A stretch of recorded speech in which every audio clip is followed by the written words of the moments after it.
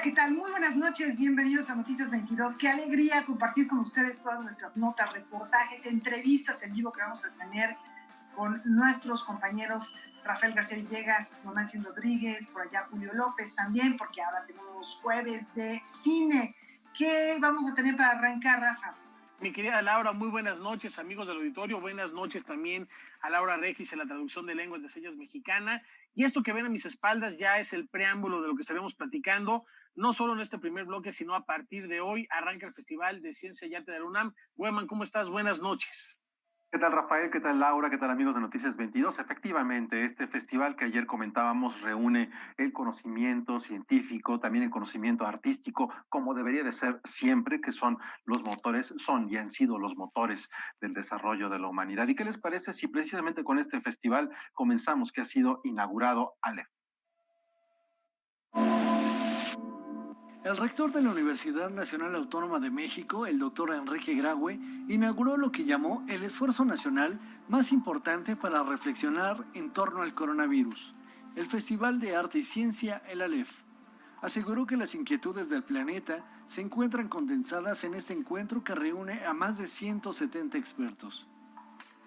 Creo que la edición del Aleph 2020 es el máximo esfuerzo que ha hecho la nación en su conjunto, para que durante los siguientes 10 días estemos escuchando todo aquello que nos interesa en relación a esta tremenda crisis. Se lo digo con toda la certeza, no ha habido un esfuerzo de conjunción de saberes igual a este en nuestra nación.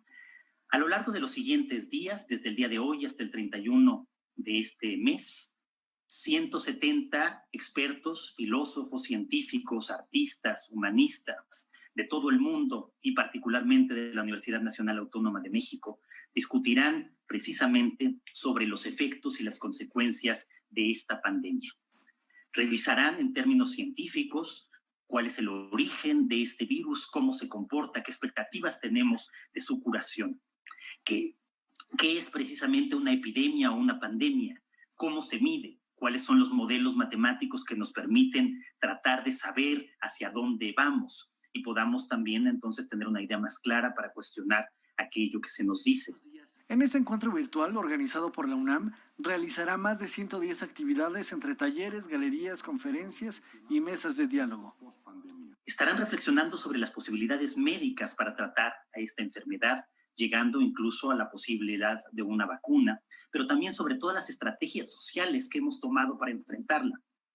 Desde este aislamiento, confinamiento, esta distancia social, hasta las medidas que tendrían que venir en eso que hemos llamado, con este extraño eufemismo, nueva normalidad.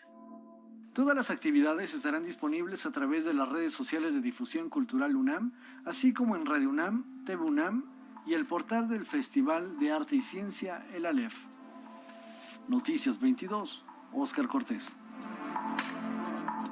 ¿Qué les parece si ahora exploramos un poco más de la vasta actividad que nos tiene preparado el Aleph en esta edición 2020?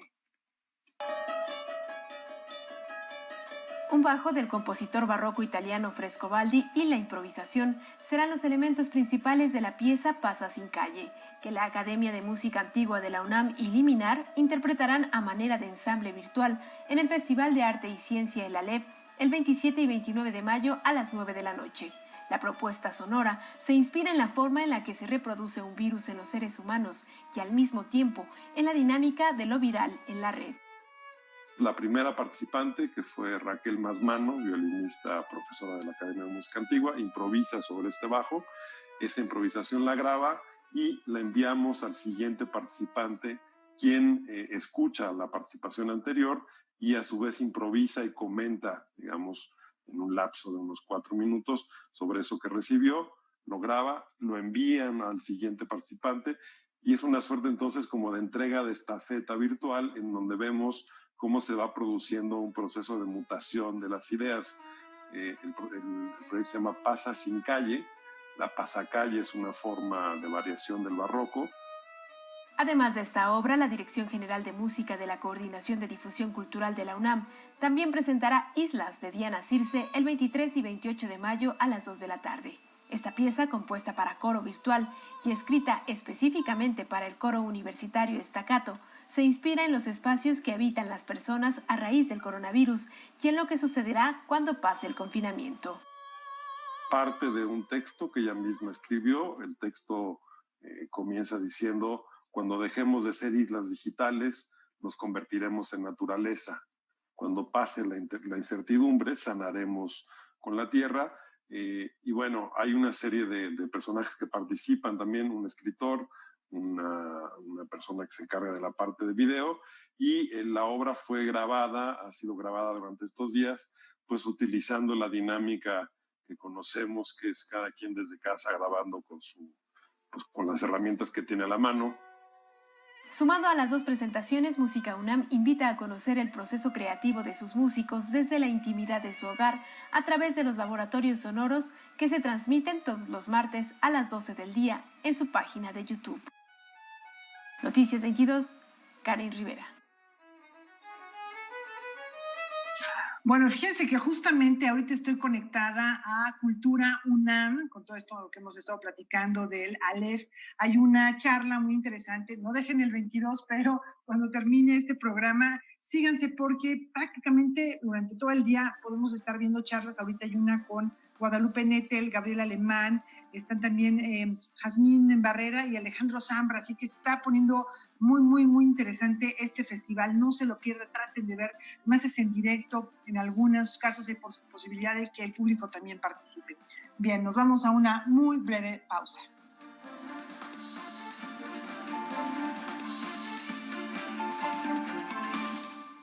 Los héroes, el Valhalla, las valquirias. ¿No sería fantástico hacer como ellas y cabalgar por el mundo para encontrar a los más valientes? Sí, eso es. Voy a hacer como ellas. Buscar a los 9 héroes de mi particular Valhalla. Los 9 valientes que por todo lo que consiguieron se han convertido en mi inspiración. Valentía. Nuevo capítulo. Ramón Jenner presenta Series Estelares, sábado, 21 horas. Pidió a los chicos que a la hora del recreo se encontraran en la biblioteca.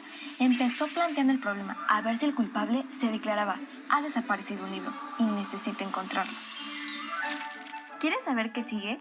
Ahora que toca quedarnos en casa para cuidar de nuestra salud, aprovecha y lee con tu familia los libros de la colección Árbol. Son gratis y están en INE.mx. En México, tú cuentas conmigo, yo cuento contigo. Contamos todas, contamos todos. INE. El origen. La UNAM reflexiona frente a la pandemia de la COVID-19.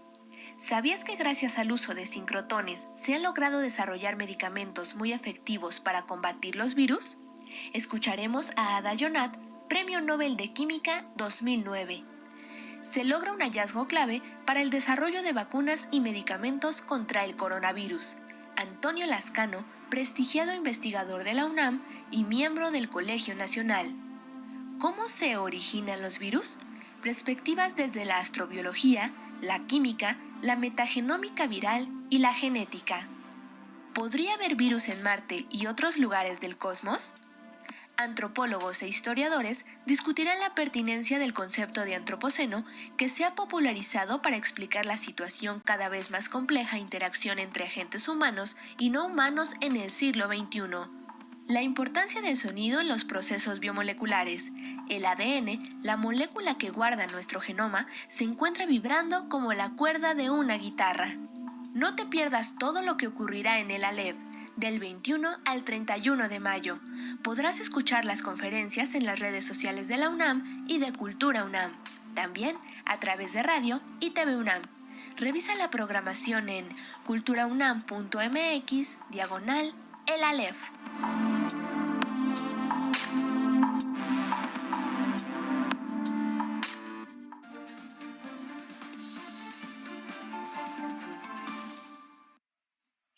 Bueno, en estos tiempos en los que las tecnologías se han modificado para adaptarse a las condiciones de confinamiento, de distanciamiento social, el Instituto Mexicano de la Radio, grupo radiofónico, en el cual hay un abanico de posibilidades, no solamente musicales, sino informativas, de entretenimiento, de conocimiento, está ganando mucha audiencia. Qué bien que se esté pasando con nuestros queridos compañeros. Vamos a ver qué es lo que cuenta Aleida Calleja, directora general del IMER, sobre este incremento en las audiencias. Derivado del trabajo realizado por el Instituto Mexicano de la Radio, IMER, sus emisoras en el Valle de México duplicaron y hasta cuadruplicaron sus audiencias entre diciembre de 2019 y marzo de 2020. El crecimiento más grande lo tiene Reactor, que es una emisora dedicada a la juventud y que casi cuadruplicó sus audiencias, en promedio diario por hora.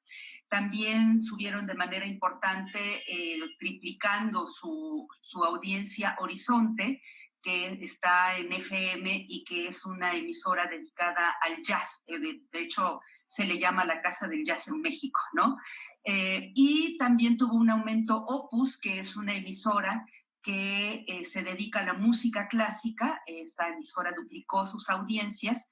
Y también tuvieron aumento de audiencias lo que son las emisoras en AM. El IMER es el medio público federal de comunicación radiofónica con mayor cobertura a nivel nacional.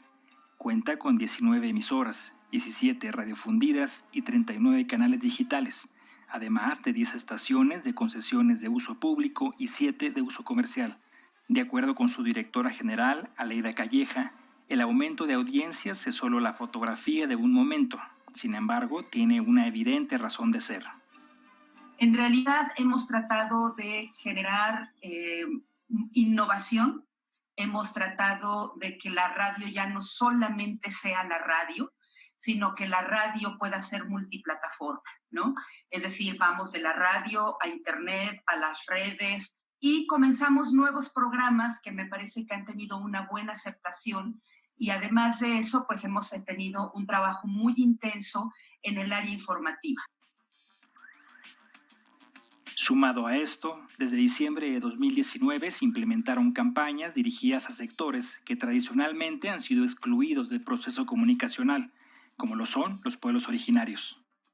Hemos integrado a organizaciones sociales que hacen periodismo de investigación, que se integran para que ellos transmitan sus reportajes dentro de los noticieros. En fin, que lo que hemos tratado de ser es una radio más inclusiva.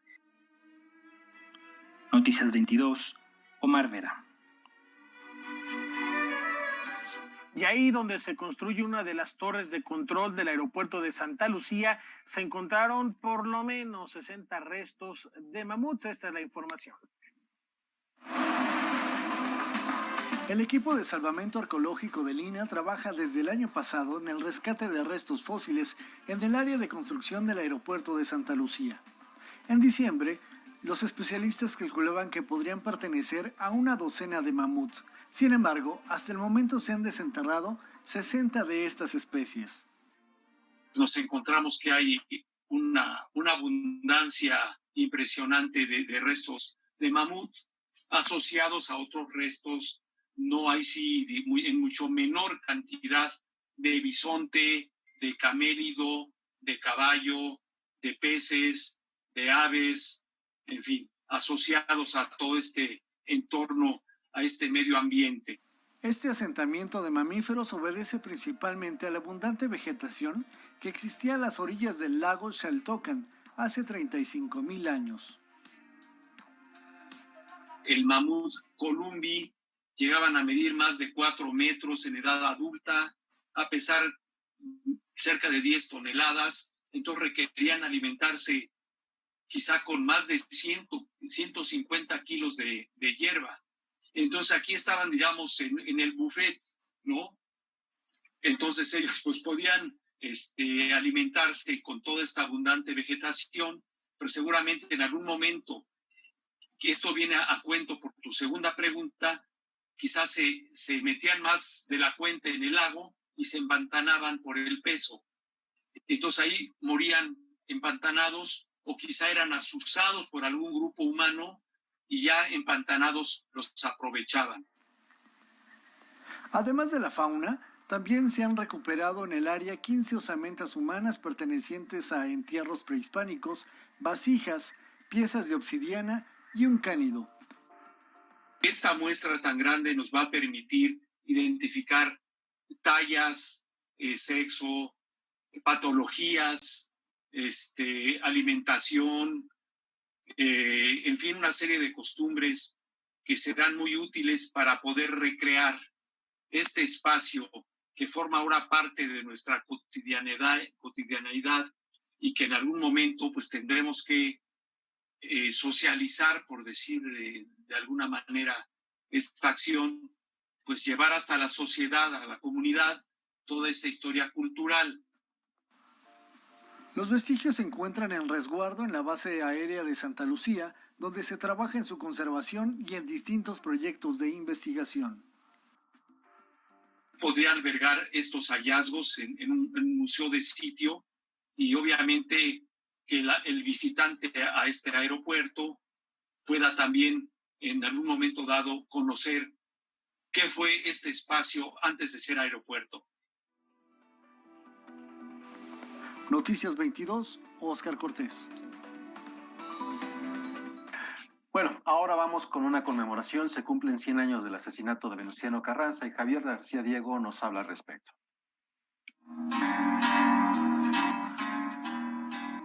Yo considero que es muy importante la figura de Carranza, más su vida que su muerte, pero su muerte también es muy importante. Y yo considero que hay 5 puntos que deberíamos atender. Uno, que tiene que ver con la política constitucional del país. Fue el segundo presidente en funciones asesinado.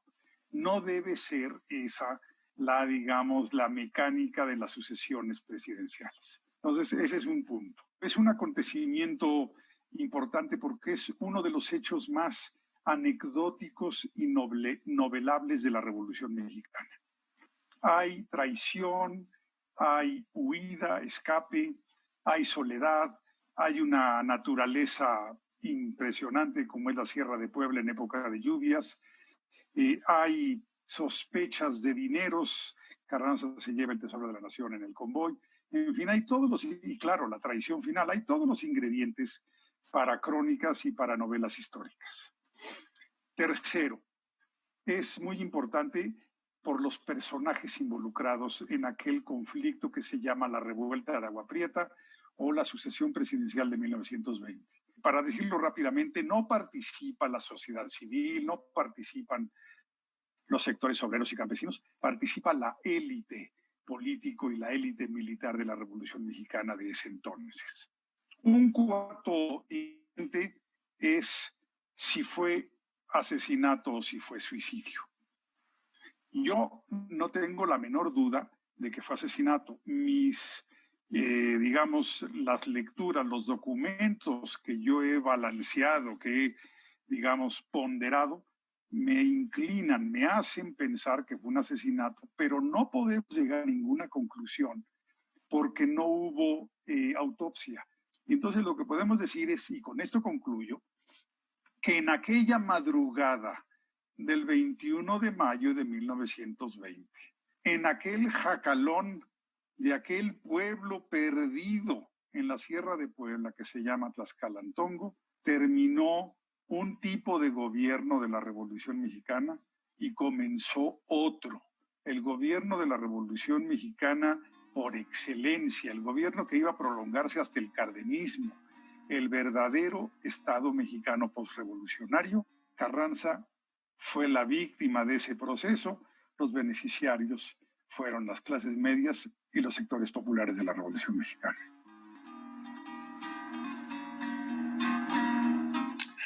Pues muchas gracias por esta colaboración al doctor García Diego. Y bueno, vamos a una pausa. Antes les recomiendo, yo no me lo voy a perder, terminando Noticias 22, hay que quedarse en esta pantalla porque se va a abordar un tema que es una polémica muy fuerte que hay actualmente en torno a la música, a las letras del rapero Johnny Scutia, que ha sido, como ustedes seguramente han visto por ahí en medios, acusado de fomentar la violencia de género. Y van a estar las raperas Audrey Funk y Shimbo con Jacaranda Correa, terminando este noticiario. Ahí las vamos a poder ver. Vamos a la pausa.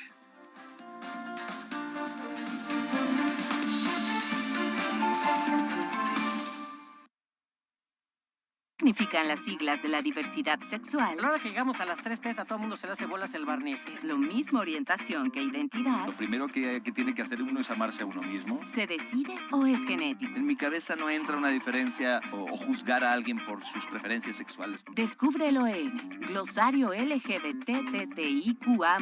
Invitado, Lizardo. El sexo nuestro de cada día. Reestreno, sábado, 22 horas.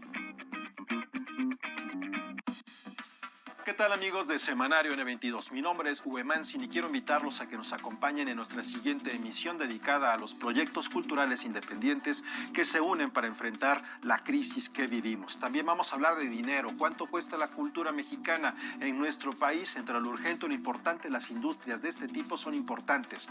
Y hablaremos también de educación a distancia, cómo se lleva a cabo, en qué momento está, cómo es. Todo esto y más próximo sábado por Canal 22. Sábado, 18:30 horas.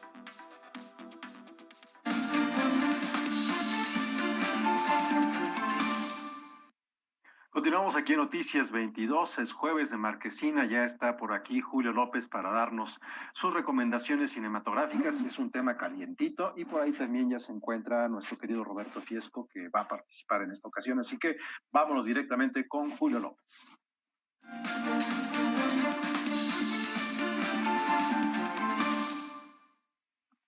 Muy buenas noches, amigos de Canal 22, pues ya lo decía el buen Mansin, nos acompaña Roberto Fiesco, porque hoy en Canal 22 se presenta la película La Choca. También de alguna manera le rendimos homenaje a Pilar Pellicer, protagonista de esta historia dirigida por el Indio Fernández. Roberto, ¿cómo estás? Bien, muchísimas gracias, Julio. Muchas gracias por la invitación y saludos a todos por allá. Hace un par de años tú tuviste la oportunidad de hacer una entrevista a Pilar Pellicer justo en el marco de esta película. Pues bueno, no fue hace en realidad un par de años. Lo que vamos a ver en un ratito lo hicimos realmente hace 10 años. Ustedes verán a una Pilar Pellicer hermosísima en plenitud, digamos, de facultades físicas, con esos huesos magníficos del rostro que caracterizaron siempre como su presencia fílmica. Y esta entrevista la hicimos a propósito precisamente de un lanzamiento que hubo en aquel momento del DVD de La Choca para el IMCINE. Y bueno, tuvimos la oportunidad, si mal no recuerdo, de estar en su casa de la Colonia del Valle platicando con ella y escuchando anécdotas pues de un personaje que además para mí era muy muy querido porque Tajimara, una de sus primeras películas que ella protagoniza es una película, un mediometraje de Juan José Burroles, quizás una de mis películas más amadas en la vida, así que pues no sé, o sea, tener enfrente a mí a la Cecilia de Tajimara encarnada en el rostro de Pilar Pellicer pues fue una experiencia realmente increíble, Julio. No, y ya lo decíamos hace un rato, ¿no? La película empieza de una manera tanto extraña, ¿no? Esta película de Emilio Lindo Fernández. Pues sí, estamos sin duda ante una de las películas crepusculares del Indio. Esta es, pues, quedaban 3 más después todavía que llegó a filmar, y esto es quizás como su canto del cisne, pues, ¿no? Esta película de pasiones muy exaltadas, donde los personajes están todo el tiempo como al borde del paroxismo, la sexualidad, digamos, tan descarnada, la violencia, en este especie de paraíso tropical que se filmó en Tuxtepec, en Oaxaca, hacen, digamos, como de esta película una rara avis, además del cine nacional en ese momento. Hay que pensar que para los años 70 Emilio Fernández ya no era aquel director, digamos, veneradísimo en los años 40 con películas como Las Abandonadas o como Bugambilia, Flor Silvestre, María Candelaria, etcétera. Este era un director que sin duda estaba un poco venido a menos, digamos, había una nueva generación que el cine del echeverrismo había impulsado, ¿no? La generación de estos grandes cineastas como Casals, como Ripstein, que además trabajaron también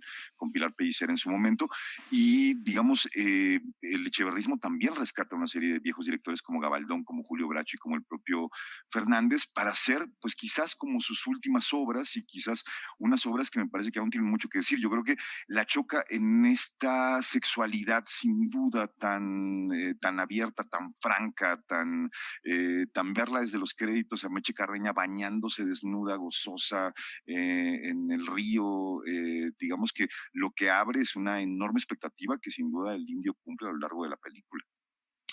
¿Qué te contaba en esta entrevista que a propósito propósito de lo que ya lo mencionabas, ¿no? Vamos a tener la oportunidad de verla antes de que se proyecte la película. ¿Qué te decía Pilar Pellicer, ¿no? De haber trabajado con Linda Fernández en esta historia donde vemos una mujer que ahí, ya lo comentabas, ¿no? Que en su plenidad sexual, pero también con un atisbo de salvajismo, ¿no? Sí, totalmente. Y lo que es muy curioso con esta película para ella es que ella no era la actriz principal de esta película, ¿no?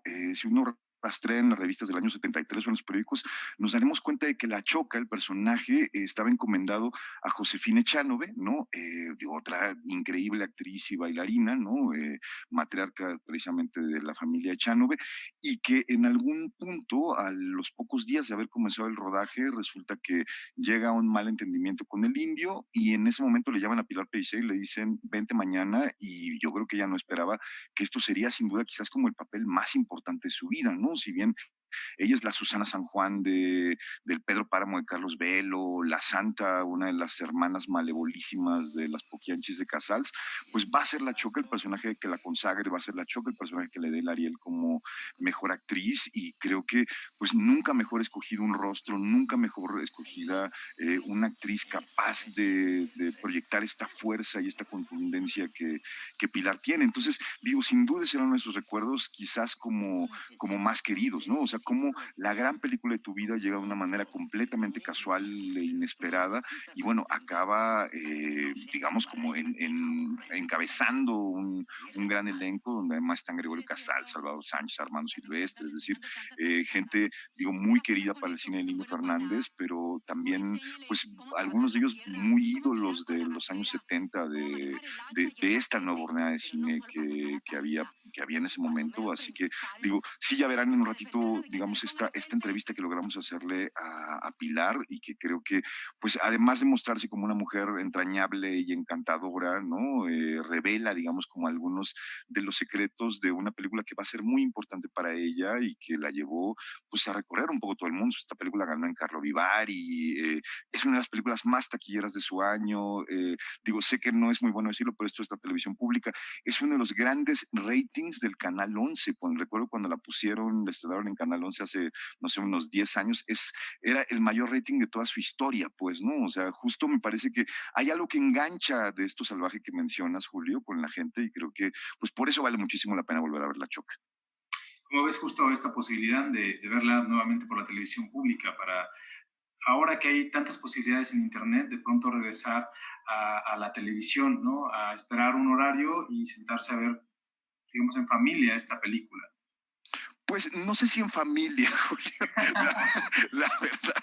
Creo que no es una película realmente muy familiar. Digo, se dicen cosas muy fuertes. El lenguaje ya para ese momento del cine nacional ya estaba, digamos, como muy liberado. Entonces, digamos, bueno, si son de una familia muy conservadora, pues no vean La Choca. Digo, si van a ver a Meche Carreño encuerada en todo su esplendor desde el plano 1, pues me parece que no es muy para niños. Digo, pero sí creo que es una película que si uno ya es adolescente va a disfrutar enormemente, ¿no? Y hay que decir que además detrás de esta película hay una novela de Díaz Bular, que era un autor chapaneco, ¿no? Digo, que en su momento había ganado el premio principal de novela de la Editorial Novaro, que la Editorial Novaro, además de hacer historietas, los grandes cómics de nuestra infancia, también propulsó la literatura, y si no, digo, ahí está la primera edición de Estas ruinas que ves de Ibargüengoitia, por ejemplo, en esa misma editorial. Díaz Bular había ganado, digamos, como este premio, y es a partir de eso que se construye este guión hecho un poco como exprofeso o a la medida de un director capaz de domar las pasiones más fuertes, como era Emilio Fernández. Así que sin duda va a ser un gran disfrute para quien la vea. Bueno, pues ojalá también la podamos ver pronto remasterizada esta historia, porque no sé cómo se dio justo este momento de llevar la película al DVD, ¿no? Y bueno, ahora que se están remasterizando muchísimas cosas, pues estaría increíble que se remasteriza, ¿no lo crees así, mi querido Roberto? Seguro, porque además el Indio siempre es un cineasta mayor, o sea, incluso en sus películas malas el Indio Fernández es un cineasta que tiene un enorme interés, así que creo que acercarse incluso como a esta obra crepuscular, o sea, México Norte, El crepúsculo de un dios, digo, valga el adjetivo de crepuscular para él, o Erótica, otra película de pasiones muy, muy salvajes, ¿no? Digo, sí creo que nos acerca a un cineasta que siempre tiene además como un mensaje profundamente didáctico, una pasión pasión por el suelo mexicano, por la idea de la patria, por la idea de la educación como una de sus premisas principales. Y bueno, valga decir también que en La Choca lo que vamos a encontrar es a un Chan Urueta, que quizás no nos suena mucho, pero unos grandes directores, de lo mismo que el Indio de la década de los años 40, también actor de muchísimas películas, igualito que el Indio, también formado en Hollywood como el Indio, y seguramente gran amigo suyo, que hace uno de los papeles quizás más entrañables, el último gran personaje de su carrera. Y creo que, pues, no sé, o sea, digo, la verdad es que todo el elenco de esta película, todo el ambiente, todo el sonido, todos los animales de los hermanos Gursa que aparecen ahí, digo, todas estas pasiones salvajes, creo que sí invitan sin duda como a poder disfrutar como una película muy insólita para su momento. De pronto es como una ensoñación. Muchísimas gracias, Roberto, por recomendarnos. Y bueno, ya saben, no se pierdan esta entrevista previa a la proyección de la película a las 10:30 de la noche por Canal 22. Muchísimas gracias, Roberto. Gracias a ti, querido Julio. Saludos a todos. Bueno, y ahora cambiando de temas, porque esta semana el mundo del cine mexicano se ha cimbrado con un par de noticias, no les quiero adelantar muchísimo. El cine y el cine mexicano se está debatiendo un poco su futuro hoy en la noche. Vamos a ver un poco qué es lo que ha acontecido esta semana. Un complejo drama se ha tejido en estos días en torno al cine nacional.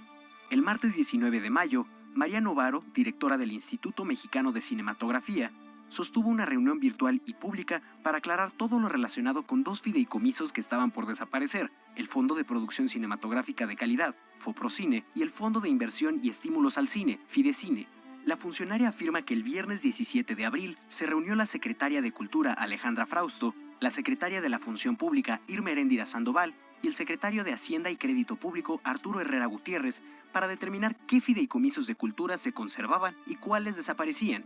Ese 17 de abril, que se reunieron los secretarios por la mañana, por la tarde yo fui llamada a la Secretaría de Cultura y allí se nos informó que se había resguardado el patrimonio del fideicomiso, de los dos fideicomisos, de Fidecine y de FOPROCINE, y que se nos abría una posibilidad: transitar a la mayor velocidad posible, transitar a un fideicomiso integral o único que reuniera al Fidecine y al FOPROCINE, conservando todos los tipos de apoyo que da cada uno de los fideicomisos, pero como fideicomiso único, y que entonces integráramos a FOPROCINE a la figura legal del Fidecine. Esto no quiere decir que ninguno desaparece, sino que aprovechamos que Fidecine sí tiene una figura en ley y que los dos fideicomisos quedaran resguardados en ley, convertidos en uno solo, con los diferentes tipos de apoyo. El 30 de abril, el IMCINE consiguió una prórroga jurídica para cumplir los compromisos ya pactados de ambos fideicomisos, que fue concedida. Durante el 2020, ambos apoyos a la producción funcionarían con normalidad, se respetarían los montos ya pactados y la fusión se daría hasta 2021. Después de muchas especulaciones, el martes pasado María Novaro daba cuenta a la comunidad cinematográfica de los ajustes al presupuesto y a los fondos de apoyo. Prácticamente todo quedaba igual. 24 horas después, se daba a conocer en la Gaceta Informativa de la Cámara de Diputados una iniciativa de ley impulsada por el Grupo Parlamentario de Morena que busca hacer modificaciones a la Ley de Cinematografía, concretamente, derogar del artículo 33 al 38, con lo que se extinguiría el Fondo de Inversión y Estímulos al Cine. La Cámara de Diputados lanzó un tuit en el que se lee: la diputada Dolores Padierna, de Diputados Morena, presenta iniciativa que reforma, adiciona y deroga diversas leyes para extinguir 44 fideicomisos, a fin de contar con recursos para enfrentar la crisis de salud y económica creada por la pandemia del COVID-19. El hecho encendió a las redes sociales. La comunidad cinematográfica comenzó a movilizarse con el hashtag No Derogación Fidecine. También reaccionó en redes sociales la secretaria de Cultura, Alejandra Frausto, con un tuit en el que se lee: esta transformación de México también se hará con la cultura. No podemos entender México y sus cambios sociales sin el cine. Es industria y cultura, economía y reflejo de lo que somos. Establecimos diálogo con el legislativo para revisar la iniciativa. ¡Viva el cine mexicano! Esta mañana, la Academia Mexicana de Artes y Ciencias Cinematográficas dio a conocer su postura en un comunicado donde rechazan la iniciativa. Nos alarma una iniciativa de esta naturaleza, justamente un día después de que la directora general del Instituto Mexicano de Cinematografía estableciera un diálogo abierto e incluyente con la comunidad cinematográfica del país, garantizando la permanencia de este fideicomiso. Finalmente, el reconocido director mexicano Guillermo del Toro increpó a Mario Delgado, coordinador de Morena en la Cámara de Diputados, y a Dolores Padierna, impulsora de la iniciativa. Afirmó que el cine es una manifestación cultural fundamental para el mundo, es cortar alas a miles de cineastas que vienen en camino, es abandonarse a la marea. No está de más decir que el cine nacional es una de las mejores cartas de presentación de México para el mundo. Con información y texto de Julio López, Rodrigo Peredo, Noticias 22. Bueno, ahí lo tienen. Es un tema que ha causado muchísima polémica, que ha causado muchísima movilización de un montón de cineastas. Ya lo vemos ahí, Guillermo del Toro, pero también Iñárritu está muy pendiente de todo lo que está ocurriendo. Cuarón está muy pendiente de todo lo que está ocurriendo. Casi a cada momento está cambiando un poco la información. Hace una media hora, tal vez un poco más, justo Dolores Padierna lanzaba un Twitter donde decía que compartía la preocupación del maestro Guillermo del Toro, en el sentido de que la mayoría de los trabajadores de la industria cinematográfica necesitaban continuidad y viven de una producción a otra, y que por ese motivo aclara que con la iniciativa presentada los recursos del cine no se extinguen, ¿no? Entonces yo creo que todo esto está caminando a que se va a revertir o que por lo menos se va a desestimar, pero no sabemos qué sucederá hasta, yo creo que pasada a las 9 de la noche. Estaremos muy al pendiente. Ahorita se está llevando a cabo esta reunión virtual, Julio, y es muy importante esta recapitulación que nos compartes para saber cuál es el futuro del cine, y estaremos, por supuesto, tanto a través de Noticias 22, si se da el cierre de esta reunión durante el transcurso del programa, o en Noticias 22 Digital, reportando de inmediato lo que suceda. ¿No es así, Laura Güemansi? Sí, bueno, yo creo que es importante, un dato revelador, el tuit de Ricardo Monreal, coordinador de la bancada de Morena en el Senado, que dice: no se van a tomar decisiones precipitadas. Esto es lo que él dice, se va a revisar porque no se quiere dañar al cine. Entonces, bueno, eso es esperanzador. Esperemos que también se considere que el cine es una expresión cultural indispensable de los mexicanos y de muchos otros países, pero también es una industria que da alimento y mueve muchas otras áreas de la economía. Así es, Laura, pero también hay que pensar algo que es muy importante. Cuando hablamos del cine, se le llama el séptimo arte. ¿Y por qué se le llama el séptimo arte? Es a partir del establecimiento de un discurso, una idea que fue a principios del siglo XX, que surgió en Italia, en donde se hablaba del cine como antes se hablaba de la ópera. ¿En qué sentido? En que es en el cine y en la ópera en donde todas las artes se encuentran. Estamos hablando de las bellas artes, ¿no? Música, escultura, danza, literatura, pintura, fotografía, etcétera, etcétera. Entonces, cuando estamos hablando del cine como una industria en donde todo se agrupa, todas las expresiones artísticas, va en colación a lo que Mónica Lozano, productora y actual presidenta de la Academia Mexicana de Ciencias y Artes Cinematográficas, dijo: el cine es una madeja. Si se jala una hebra, se va a deshacer todo. No estamos hablando solo de cine, y no lo digo ni a favor del cine mexicano ni en contra, no, estoy hablando desde un noticiario cultural en donde todos los días estamos hablando de las expresiones artísticas en un canal que existe hace más de 25 años, en donde vemos que todo está absolutamente interconectado. La gente que se vincula con el cine se vincula con las industrias audiovisuales, se vincula con los medios de comunicación, se vincula también con el teatro. Entonces, no estamos hablando únicamente de un apartado o de un adendum que tiene que ver también con una aportación económica, en donde debería también existir una política económica en el sector. Estamos hablando de la forma en la que se ha desarrollado el país en términos artísticos y culturales, no en 5, ni en 10, ni en 20 años, hace mucho tiempo más. Pues ahí está la reflexión, estaremos al pendiente de lo que suceda. Muchísimas gracias, Julio, nos vemos la próxima semana o mañana si es preciso, para saber qué sucede con esta reunión. Por lo pronto vamos a una brevísima pausa y más aquí en Noticias 22.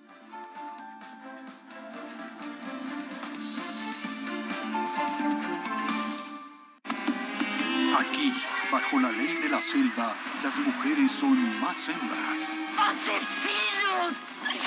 ¡Miserables! Cinema 22 Mexicano presenta La Choca. No tuve más que empujarla para que la corriente se la llevara.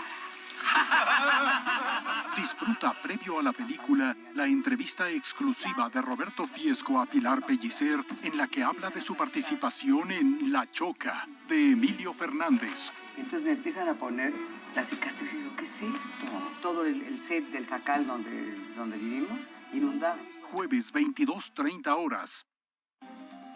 ¿Qué tal? Muy buenas noches. Estamos ya listos aquí en el estudio de Debate 22. Si ustedes dieron seguimiento al caso del rapero Johnny Scutia y todo lo que ocurrió desde el fin de semana pasado, el programa de esta noche les interesa, porque hay toda una historia de acoso y de agresión a otras mujeres por parte de este sujeto. Así es que yo los espero después del noticiero aquí en Debate 22. Hoy, 21 horas, Canal 22.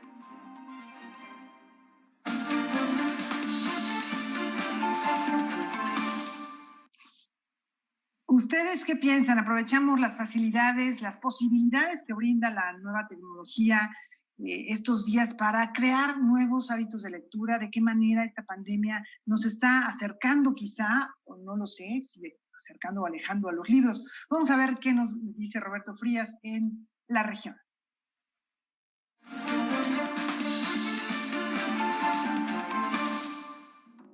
En 1999, Gabriel Said publicó un breve ensayo de sugerente título, Organizados para no leer. Ya entonces advertía ahí de un entramado, de un complot, más real que exagerado, el de nuestro hábito de menospreciar los libros mismos para dar mayor sentido a derivaciones del libro que quizá algunos encontrarían más útiles. Por ejemplo, hacer vida social en el mundo literario sin leer. Lo importante de la vida social, dice Said, es la vida social, no la lectura. Aunque se hable de libros, lo importante de tratar a los autores es tratarlos, no leerlos. Así también se queja de lo que hacen los medios, que publican noticias sobre los autores sin leerlos, lo que hacen las autoridades intelectuales, que otorgan premios sin leer a quienes premian, lo mismo aquellos editores que leen de pasada o ni siquiera leen a los autores que publican. Por supuesto, este ensayo se publicó hace 21 años, cuando el Internet, al menos en México, aún era para unos cuantos.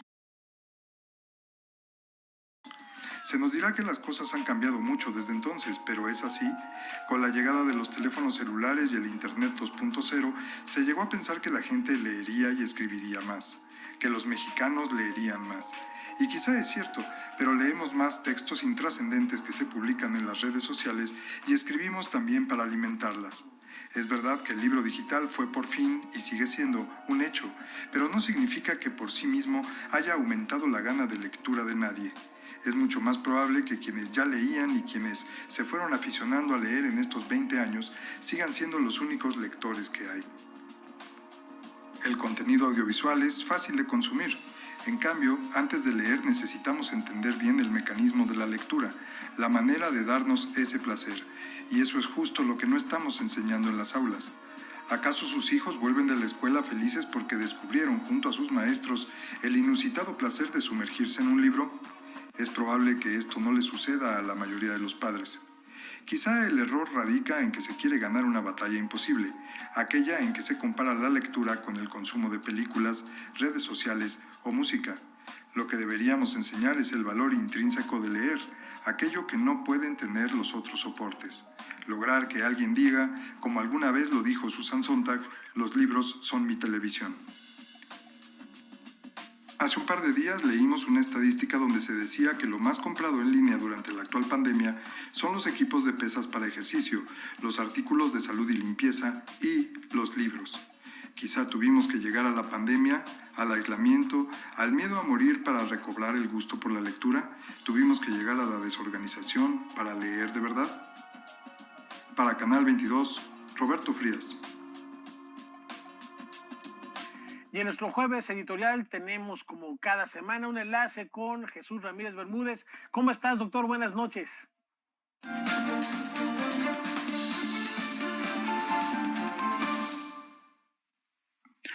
¿Qué tal? Muy buenas noches. Me da mucho gusto hablar con todos ustedes.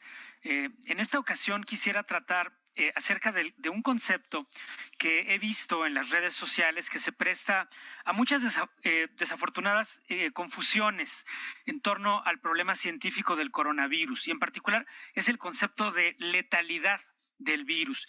Y también el concepto de mortalidad. Son dos términos que a veces se confunden y que generan, por desgracia, algunos debates que en realidad son falsos debates. Entonces, lo primero que quisiera mencionar es que he oído con frecuencia que se menciona que en México la letalidad del virus es mucho mayor a lo que sucede en otros países, llegando hasta el 10%.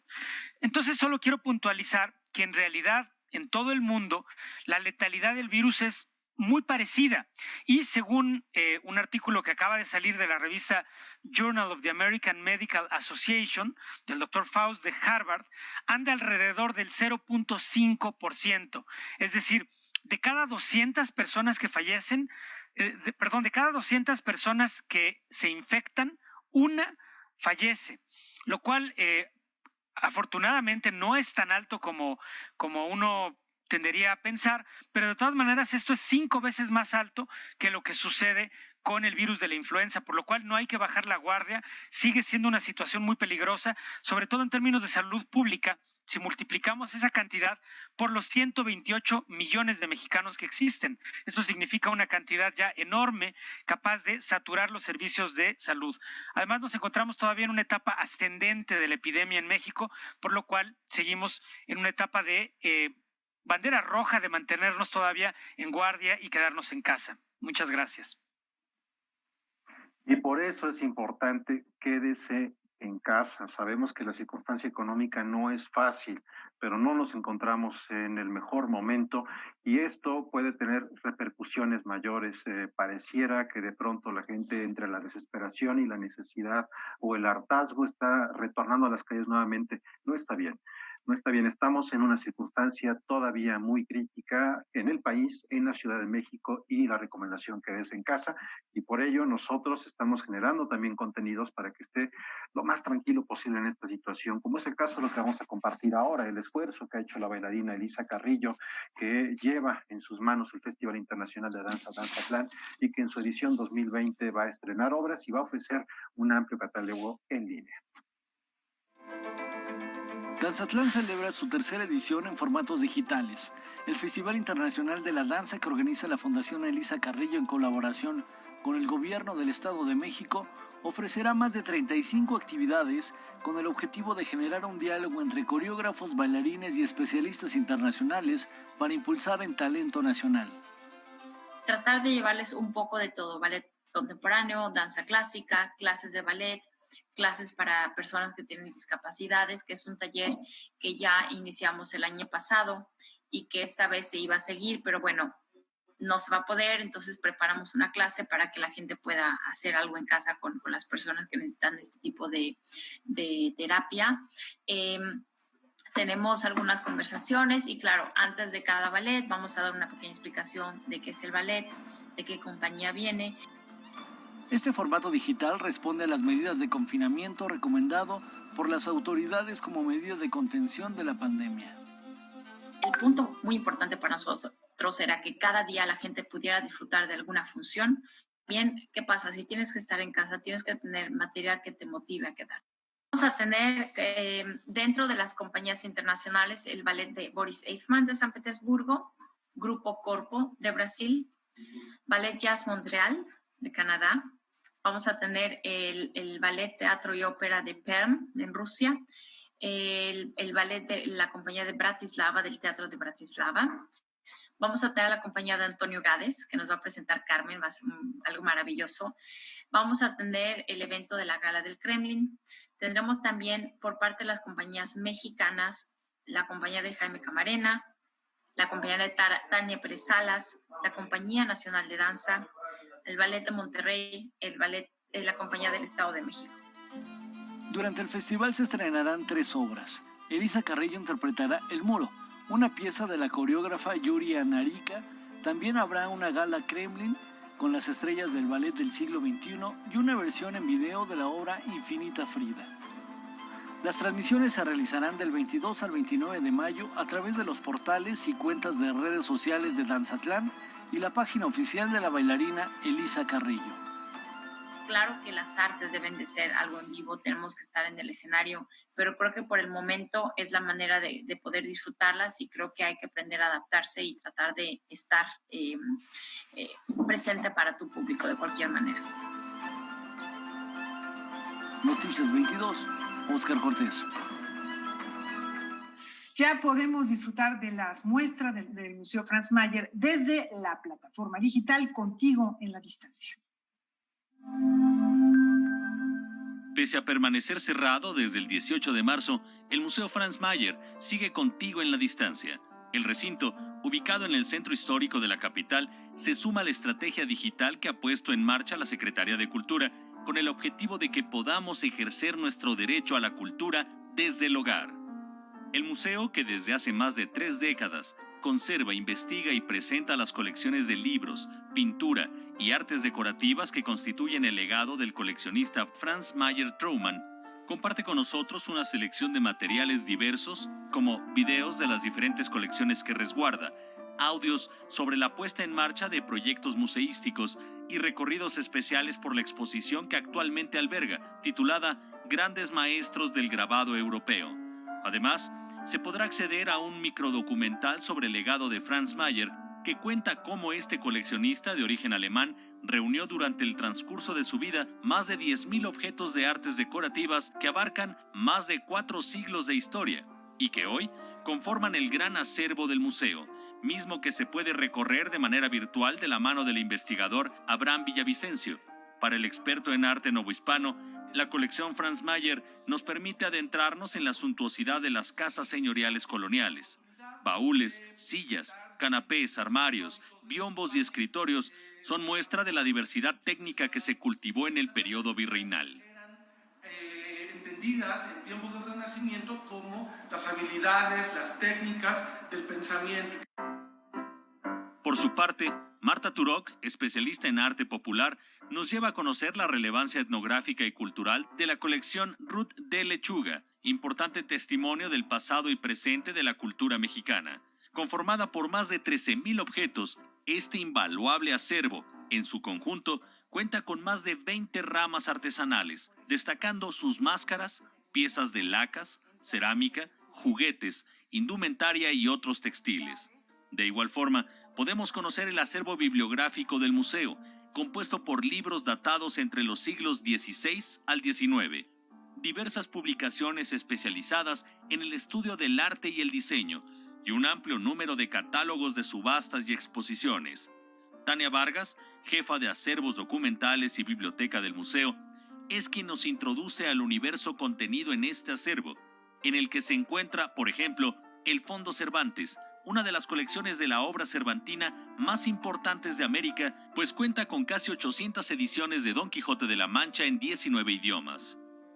Para consultar todos estos materiales, solo tenemos que ingresar de manera directa a través de la plataforma contigoenladistancia.cultura.gov.mx o del sitio web franzmayer.org.mx.